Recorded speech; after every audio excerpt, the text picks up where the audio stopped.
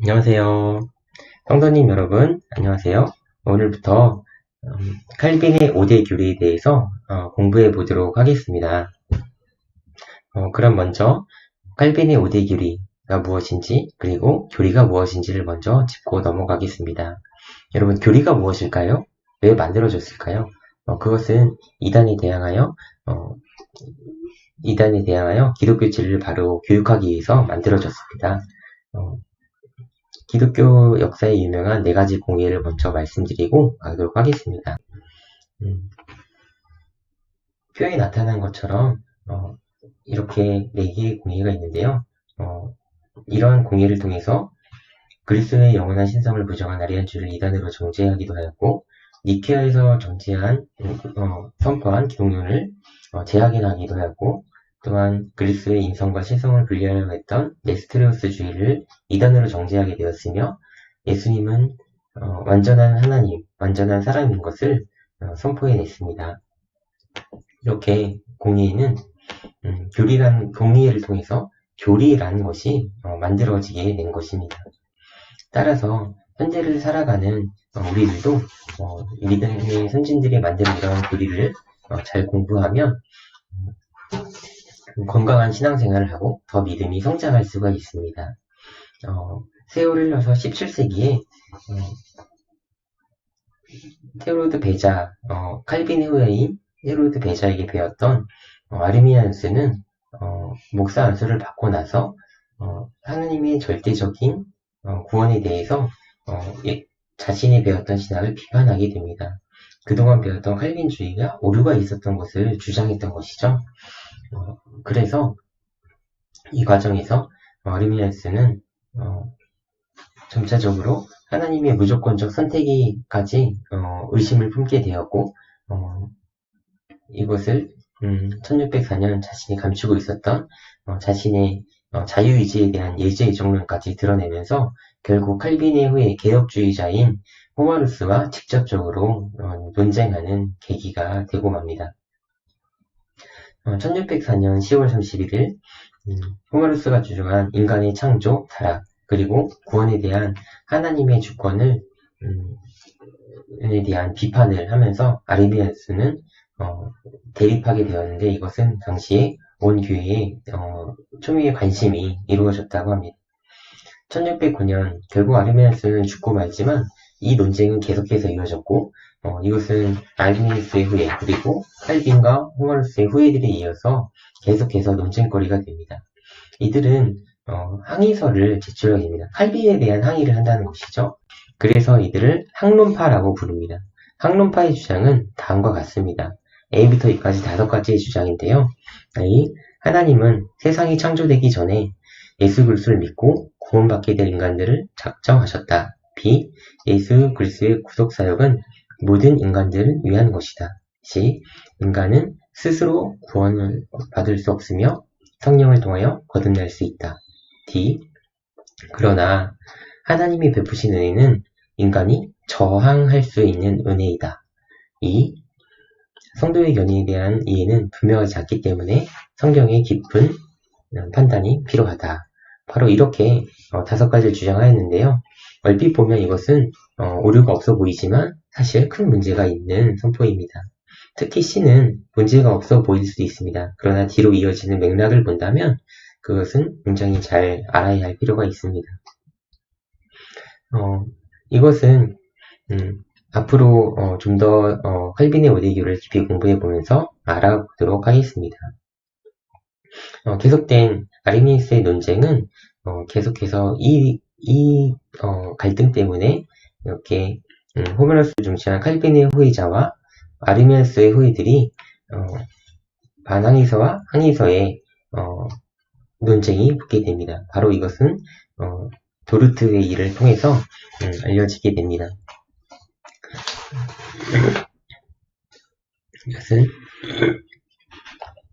이것은 칼빈의 5대 교리를 만들게 된 결정적인 계기가 됩니다.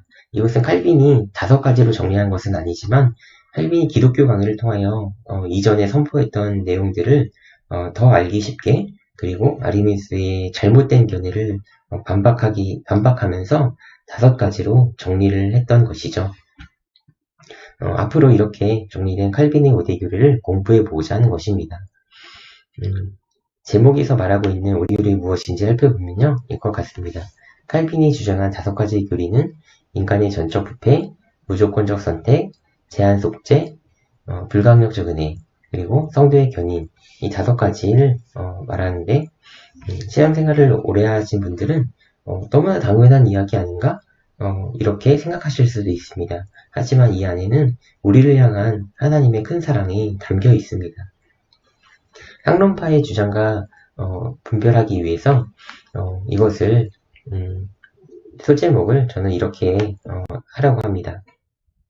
1. 부분 부패가 아닌 전적 부패. 2. 조건이 아닌 무조건적 선택. 3. 보편이 아닌 제한된 속죄. 4. 거절할 수 없는 불강력적 은혜. 5. 상실되지 않는 성도의 견인. 이렇게 살펴보려고 하고요. 이것을 여담이지만 틀립 교리를 모두 합니다. 그래서 이 5가지의 교리를 앞글자를 따서 T, U, L, I, P 라고 이것을 이제 이어보면 튤립이 되죠. 그래서 5가지 튤립 교리를 앞으로 공부해 보려고 하는 것입니다. 자, 그러면 첫 번째 인간의 전적 부패에 대해서 알아보겠습니다. 이것은 인간에 대한 이해가 굉장히 필요합니다. 학론파 3장 4절의 문건을 잠시 제가 읽어드리겠습니다. 중생되지 않는 사람은 정확하게 전적으로 죄에 대해서 죽은 것도 아니고 영적 선을 행할 모든 능력을 잃은 것도 아니라 의와 생명에 대해 줄이고 목말라 할 수 있고 하나님께서 받으시는 통해하는 상한 심령의 제사를 드릴 수 있다. 이렇게 이들은 표현하고 있습니다. 하지만 그렇지 않습니다. 예수님께서는 온 인류를 위해 죽으셨으며 모든 사람이 자유의지로 신앙을 받아들이는 주장하지만 이것은 이 말씀으로 반박할 수가 있습니다. 함께 읽겠습니다. 에베소서 2장 1절. 그는 허물과 죄로 죽었던 너희를 살리셨도다. 2장 5절. 허물로 죽은 우리를 그리스도와 함께 살리셨고 너희는 은혜로 구원을 받은 것이라. 자, 다음 말씀도 우리 같이 읽어보겠습니다. 자, 시작. 여호와께서 사람의 죄악이 세상의 가득함과 그의 마음으로 생각하는 모든 계획이 항상 악할 뿐임을 보시고 8장 21절 시작. 여호와께서 그 향기를 받으시고 그 중심에 이르시되 내가 다시는 사람으로 말미암아 땅을 저주하지 아니하리니 이는 사람이 마음이 계획하는 바가 어려서부터함이라. 내가 전에 행한 것 같이 모든 생물을 다시 멸하지 아니하리니. 이 말씀을 보면 비참에서의 해방과 생명이 주인 비참에서의 해방과 그 생명을 주시는 것은 오직 하나님의 은혜로만 가능하다는 것은 우리가 알 수 있습니다. 하지만 아르미니스는 전적 타락을 이야기하지 않고 부분 타락을 이야기한 것입니다. 전적으로 타락함으로써 하나님 앞에서 죽은 존재, 즉 성경이 말하고 있는 것은 허물과 죄로 이미 죽었던 우리에 대해서 선포하고 있는 것입니다. 자, 사람에 대한 견해를 잠시 이야기해 보겠습니다. 사람에 대한 견해를 많이 들어보셨죠? 성선설, 성악설, 성무성악설 등이 있는데요. 맹자는 사람은 근본적으로 성하다는 성선설을 주장했다면 순자는 타고난 본성은 악하다라고 하는 성악설을 주장했죠. 기독교의 관점, 성경의 관점에서 본다면 어떤 것에 가까울까요? 그것은 바로 성악설에 가깝죠. 인간은 스스로 교화할 수도 없고 스스로 착해질 수 없기 때문입니다. 창세기 2장 17절을 말씀에도 보면요.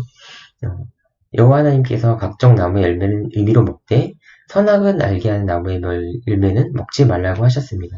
먹는 날에는 반드시 죽으리라고 하셨죠. 그런데 아담이 이 말씀에 순종하지 않았고 열매를 따놓고 나서 이후에 부패된 상태가 되고 말았습니다. 이후에 아담은 선악과를 먹은 제 이후에도 능력을 상실했기 때문에 숨게 되었고 변명하고 말았습니다. 도저히 씻을 수 없는 죄를 지을 수밖에 없는 이 상태가 되었던 것입니다. 노아 시대에도 비슷한 인간의 부패함을 볼 수가 있습니다. 우리가 읽었던 말씀, 창세기 말씀 바로 이것이죠. 사람의 마음이 어려서부터 계획하는 바가 악하다고 하고 있습니다. 땅을 저주하지 않으신 이유는 사람이 선해서가 아닙니다. 사람의 마음이 계획하는 바가 어려서부터 악하기 때문입니다. 본성이 약하여 선함을 기대할 수 없다라고 하는 것입니다. 이 교리는 전적 타기 교리는 죄악된 모습을 지닐 수밖에 없음을 알려주고 있습니다. 전적 타락, 전적 부패, 전적 무능력, 전적 불가능성, 바로 이것을 우리는 인정해야 합니다. 또한 전적 타락이라는 교리 가운데는 전적 긴박성과 구원의 필요성을 또 우리는 알아야 합니다. 우리는 스스로 구원을 받을 수가 없습니다. 구원을 필요로 하는 능력조차 느낄 수 없고 우리는 스스로 거룩함을 가질 수가 없습니다. 스스로 만약에 우리가 구원받을 수 있는 능력이 있었다면 예수님이 오실 이유가 없었을 것입니다. 아니면 예수님이 오신 그 사역을 무시하는 꼴이 됩니다. 예수님과 능력이 없었기 때문에 예수님께서 십자가를 지시고 우리의 죄를 사하여 주신 것이기 때문입니다. 후크마라는 신학자가 네 가지의 상황을 설명했습니다. 첫 번째, 처음 창조되었을 때 완전한 인간의 상태. 둘째, 타락한 이후에 비참하게 된 인간의 상태. 이때는 구조적으로 하나님의 흔적만 남고 완전히 마비된 상태를 말합니다. 세 번째, 하나님의 주권적 은혜로 하나님 형상이 회복된 상태. 네 번째는 회복된 인간이 하나님의 주권적 인도로 인해서 완전한 영광을 회복된 최상화된 상태를 의미한다고 이 네 가지로 구분을 하였습니다. 인간의 전적 부패라고 하는 것은 바로 여기서 두 번째, 추락한 인간, 타락한 인간의 상태는 전적으로 부패했다고 하는 것입니다. 아르미니아스주의는 이것을 인정하지 않는 것이죠. 성령님의 인도를 거부하는 것과도 같습니다. 우리가 능력이 있어서 주님을 믿는 것이 아니라, 우리가 찾아가는 것이 아니라, 우리는 찾을 수 없는, 우리는 상실된 자격인데 성령님께서 우리의 마음으로 찾아오셨다는 것을 거부하는 것이죠. 이것은 우리의 삶 속에 적용해 볼 수 있는 것들이 있습니다. 물론 우리에게는 자유의지가 있습니다. 하지만 이것은 일반적인 삶과 행동을 위한 자유이지 죄로부터 회복하기 위한 자유는 결코 없습니다. 구원을 성취하거나 갈망할 수 있는 자유 또한 우리에겐 없습니다. 전적 타락의 교리는 그렇기 때문에 인본주의로 연결해 볼 수 있는 것입니다. 자, 그렇다면 비신자는 타락한 인간이기 때문에 선행을 전혀 행할 수 없을까요? 그렇지 않습니다. 우리는 하나님의 형상을 가졌기 때문에 온전함을 잃었을 뿐 완전히 잃은 것이 아니기 때문에 죄를 멀리하고 살아가면서 하나님께서 찾아오셨을 때 하나님이 반응할 수 있는 능력이 있습니다. 그래서 죄 지을 수 있다, 사람이 죄 지을 수 있다는 것에 대해서 너무 특이하거나 이상하게 생각할 수 없는 것입니다. 죄를 짓는 우리를 통해 찾아오신 예수님으로부터 은혜의 길로 함께 나아가야 하는 것입니다. 그렇다고 죄를 함부로 지는 것이 아니라 함께 권면하며 죄를 미워하며 성화의 길로 나아가야 합니다. 하나님의 마음에 합한 자 다윗도 죄를 많이 지었지만 그 가운데 그것을 통해서 사람은 누구나 죄를 지을 수 있구나 하는 것은 우리는 다시 알 수 있습니다. 따라서 어떤 유명 인사가 추락하고 죄를 짓는 것을 보았을 때 특이하게 손가락질 할 것이 아니라 사람의 연약함을 우리는 알아야 합니다. 포식자는 먹이를 사냥할 때 먹이를 사냥할 때 결코 봐주거나 불쌍하다고 긍휼을 베풀지 않습니다. 마치 두루 다니며 삼킬차를 찾는 그 모양으로 우리를 찾고 있습니다. 바로 우리의 연약함 때문입니다. 자, 그럼 우리는 절망의 상태에만 있을 수밖에 없을까요? 그렇지 않죠. 우리는 바로 하나님께서 우리를 이끌어 주십니다. 이제 이 교리는 다음에 배울 교리와도 좀 이어지기도 하는데요. 우리는 포도나무에 붙어 있어서 열매를 맺을 수 있습니다. 바로 예수님 대신 포도나무, 그 안에 거하면 우리는 하나님의 자녀로 살아갈 수가 있습니다. 앞으로 이어질 그 교리를 또 이어서 공부해 보면서 전적 타락에 머물지 않은 하나님의 은혜를 우리 함께 알아가고 느껴가고 은혜 받기를 원합니다. 오늘의 공부를 마무리하면서 저는 제가 전에 상담받았던 이야기를 한 가지 들려드리고자 합니다. 저는 합신에서 기독교 교육학을 공부하기에 앞서서 일반 교육학을 공부할 것인가, 기독교 교육학을 공부할 것인가를 고민했었습니다. 그런데 선배 목사님께서 일반 교육학과 기독교 교육학의 근본적인 차이를 알려주셨던 것이 제가 기독교 교육학을 공부하게 된 결정적인 계기이기도 했습니다. 이것은 여러분 아시는 분도 많겠지만 기독교 교육학은 그 답을 하나님 안에서 찾는다면, 성경의 말씀에서 찾는다면 일반 교육학, 즉 세상에서 그냥 교육학이라고 말하는 이 학문은 내 안에 있는 답을 찾고자 하는 찾고자 하는 뿌리가 다르다는 것을 알게 되고 나서 기독교 교육학을 목회자로서 배워야겠구나 생각을 했습니다. 상담학도 좀 비슷한 견해가 있다고 합니다. 일반 상담학과 기독교 상담학의 차이가 그렇다는 것이죠. 우리는 어떻게 성경적 사고를 하며 살아가야 할까요? 우리가 어떻게 답을 낼 수 있을까요? 바로 우리에게는 답을 낼 수 있는 능력이 없습니다. 그것은 구원받을 능력이나 지식이 없는 것을, 우리에게 능력이 없는 것을 인정하면서 하나님께서 이 전적 타락 가운데 찾아오신 예수님의 은혜를 날마다 우리가 느껴가기를 원합니다. 그래서 우리가 부분 타락이 아닌 죄로 인한 전적 타락이었다라고 하는 것을 우리가 인정하며 인간의 연약함 가운데 더욱더 주님을 의지하시는 우리 모두가 되기를 간절히 원합니다. 오늘 공부는 여기서 마치겠습니다. 감사합니다.